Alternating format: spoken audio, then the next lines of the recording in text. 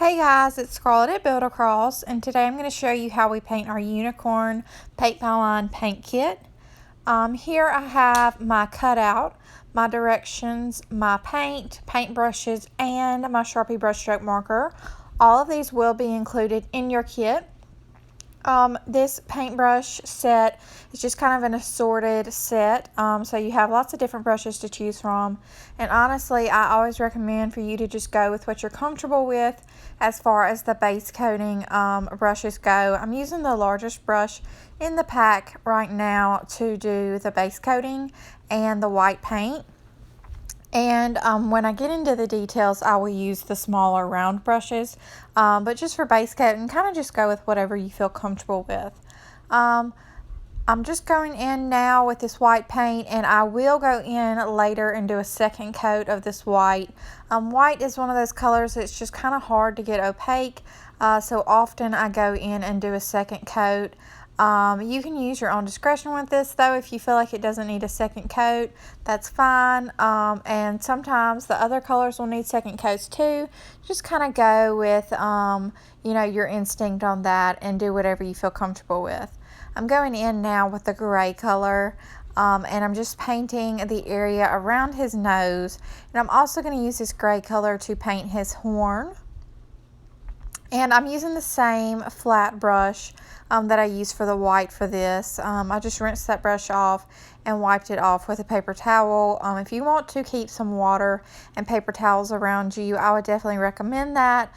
Just kind of rinse them off in your water and wipe them off with a paper towel, and you will be able to use them throughout your project. Makes it a lot easier. I'm going in now with a smaller round brush, and I am painting the pink, and I'm going to go in and do the first strip of his hair, and I'm also going to use this pink for his ears and also his nostrils, the heart nostrils. And again, I just did one coat with this pink, but if you feel that it needs a second coat, that is fine. Go in and do the second coat, but I think it turned out just fine without it.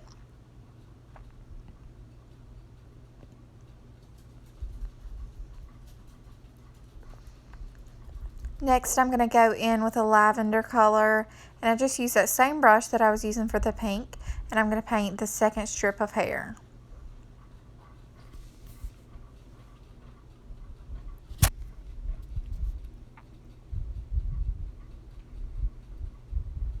Now I'm just going to rinse that brush off and go in next with my blue paint, and I'm going to paint the third strip of hair. And you'll notice that this little sheet next to me is numbered, so I can kind of follow that when I am painting the first sheet.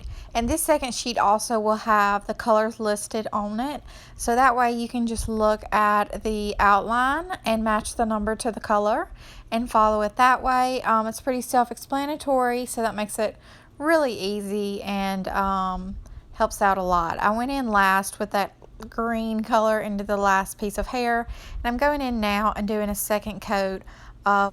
Now I'm just going to take just a little while and make sure that everything is completely dry before going on to my next step. It's very important, so if you want to, just walk away and come back to it later. And now that it's all completely dry, I'm going in with my Sharpie brushstroke marker and outlining. When I do this outlining, I'm just following the lines that are etched into the cutout, and this marker makes it super easy because you have so much control over it.